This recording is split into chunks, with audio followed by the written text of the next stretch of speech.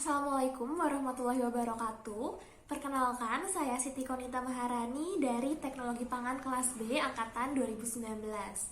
Pada kesempatan kali ini, saya akan menjelaskan mengenai metode pembuatan yogurt dan apa aja sih hal-hal yang berkaitan dengan yogurt. Nah, sebelum membahas mengenai metode pembuatan yogurt, yuk kita cari tahu lebih dalam mengenai yogurt. Yogurt merupakan salah satu produk olahan susu yang difermentasi oleh bakteri asam laktat. Nah, karena yogurt ini merupakan produk fermentasi, banyak sekali keunggulan atau manfaat dari yogurt. Yogurt ini dikenal bisa membantu melancarkan sistem pencernaan. Selain itu, bisa menurunkan tekanan darah dan memiliki berbagai manfaat lainnya. Gak heran, yogurt ini digemari untuk dikonsumsi oleh berbagai kalangan. Selain itu, yogurt juga aman untuk dikonsumsi oleh penderita laktos intoleran. Wah, banyak banget ya manfaat dari mengkonsumsi yogurt. Kalau gitu, langsung aja kita cari tahu bagaimana proses pembuatannya.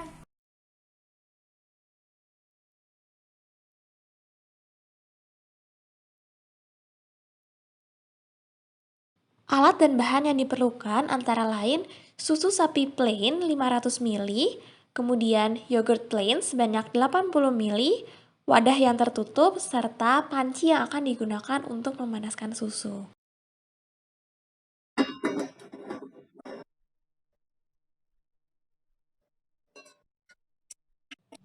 Pertama, tuangkan susu ke atas panci untuk dipanaskan di atas kompor. Susu yang digunakan bisa merupakan susu UHT seperti yang saya gunakan atau menggunakan susu sapi dari peternakan langsung supaya hasil yogurtnya lebih maksimal. Setelah ditambahkan susu, kita campurkan dengan gula pasir perlahan dengan perlahan supaya menambahkan cita rasa manis pada yogurt yang dihasilkan.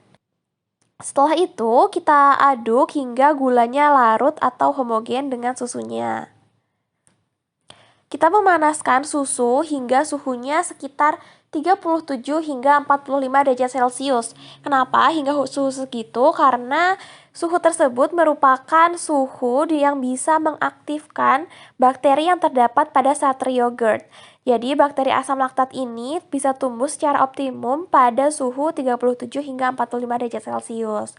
Setelah suhunya hangat-hangat kuku, kita matikan kompor dan juga kita masukkan starter yogurt yang sudah disiapkan.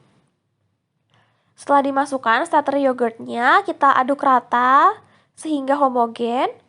Kemudian kita tuangkan ke dalam wadah yang tertutup. Setelah itu, kita tutup rapat wadahnya dan kita simpan pada suhu ruang. Di sini saya memfermentasikan selama 18 jam. Setelah difermentasi selama 18 jam, mari kita lihat hasilnya.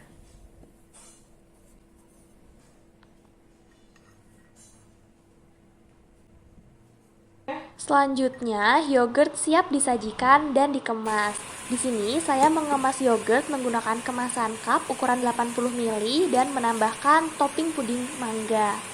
Di sini saya memberi merek yogurt yaitu sweet and sour sesuai dengan rasa yogurt yang dihasilkan, yaitu manis dan asam.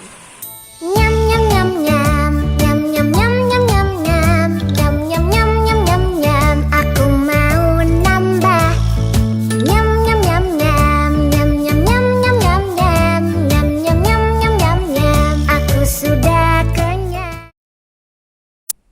Oke, sekarang kita lihat gimana hasil organoleptik dari yogurt yang udah kita bikin. Nah, dari teksturnya ini terlihat ya, tekstur yogurtnya ini lebih kental, jauh lebih kental dibanding ketika belum difermentasi. Nah, kenapa sih yogurt yang dihasilkan ini bisa bertekstur kental dan jauh lebih tinggi ya konsentrasinya dibanding susu sebelum difermentasi? Jawabannya karena pada proses fermentasi itu terjadi koagulasi protein nih. Jadi protein-protein yang terkandung pada susu ini terkoagulasi sehingga meningkatkan konsentrasi dari yogurt yang dihasilkan. Kemudian kalau dari segi aroma yang dihasilkan ini ketika toplesnya dibuka langsung tercium aroma asam khas yogurt. Nah, aroma asam khas yogurt ini terbentuk dari aktivitas bakteri asam laktat tadi yang menghasilkan asam laktat yang memiliki aroma dan cita rasa yang khas. Nah, hasil percobaan yang udah dilakukan ini telah sesuai sama standar nasional Indonesia nih, karena ternyata standar nasional Indonesia telah mengatur bagaimana kriteria yogurt yang berkualitas. Menurut data SNI tahun 1992, yogurt yang memiliki kualitas yang baik itu merupakan yogurt yang memiliki penampakan kental atau semi padat, kemudian memiliki aroma yang khas, kemudian mempunyai rasa yang khas seperti rasa yogurt, dan juga memiliki konsistensi yang homogen. Bisa kita lihat, produk yogurt yang dihasilkan ini memiliki konsistensi yang homogen ya, bisa dibuktikan dengan kita ulur ke atas dan itu tidak ada air yang memisah dari si yogurtnya. Kemudian kita akan bahas mengenai faktor-faktor apa aja sih yang mempengaruhi proses pembuatan yogurt. Nah, saya udah meringkas menjadi 3 poin utama. Yang pertama adalah lamanya waktu fermentasi. Jadi semakin lama waktu fermentasi, otomatis yogurt yang dihasilkan ini akan memiliki rasa asam yang jauh lebih tinggi dan memiliki konsistensi yang lebih kental. Kemudian yang kedua adalah suhu penyimpanan atau suhu fermentasi. Jadi ketika kita menginkubasi yogurt pada suhu yang rendah, enzim dan juga bakteri yang ada pada yogurt ini akan terhambat pertumbuhannya sehingga proses fermentasinya juga akan tertunda seperti itu.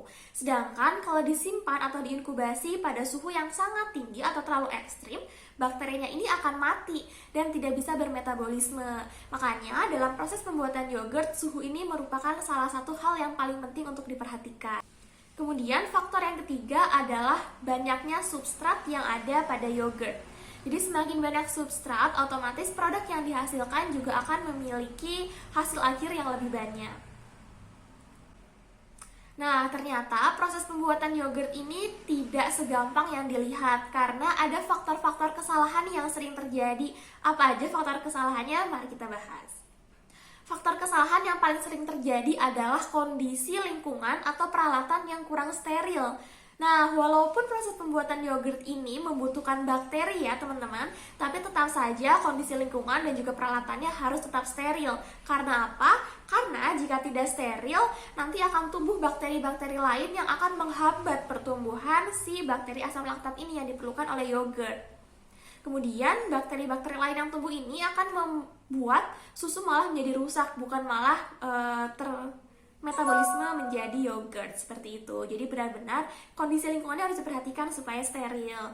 Kemudian seperti yang udah dijelaskan sebelumnya, suhu dan waktu fermentasi itu juga sangat berpengaruh terhadap hasil akhirnya. Bisa juga dari starter yogurtnya yang mungkin kualitasnya udah nggak baik sehingga bakterinya tuh udah tidak bisa tumbuh lagi. Sekian presentasi dari saya. Terima kasih yang udah menyimak. Wassalamualaikum warahmatullahi wabarakatuh.